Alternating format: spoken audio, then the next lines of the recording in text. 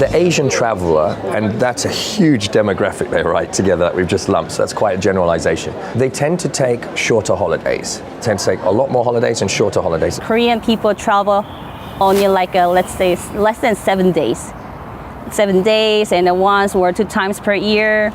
We travel shorter, but we spend more. Southeast Asian economies, there's a very strong middle class, maybe Indonesia, 250 million guys, 10% are rich. That makes 25 million rich guys in Indonesia. So we go for that kind of segment, for that kind of potential clients. If you have the money to afford for this kind of luxury trip, normally the age is between 40 above. And then for those people, they may not have good language abilities. So if you have someone like a GRO who speak French, Chinese, it will make them feel comfortable. It's certainly a market that has its very own dynamics, and due to the size and the different cultural backgrounds and the different regions that produce business for inbound and outbound is very, very diverse. Australian travellers are very sophisticated travellers. They're very well practiced travellers, and they've been used to doing it by themselves for a very long time. Most of us sort of get out when we're 17 or 18 and travel the world, so they've seen a lot. Social media is key.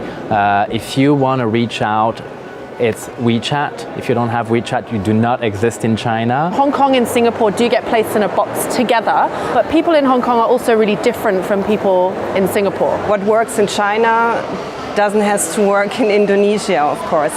China and South Korea are the most important markets for us. You have to speak the language.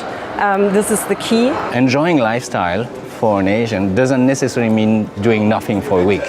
It could be about being very active. It could be about learning something new, about trying a new experience, a cooking class with a chef that is very hard to book, for example. Asian clients fundamentally have traveled a lot within Asia, and they really, and the Asian hotels are really used to them. They're used to short lead-in times. They're used to having more flexible booking patterns.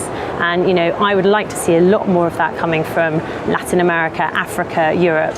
But there are serious limitations within that, because at the end of the day, there's only a certain amount of supply, and there's a lot of demand coming out of this region.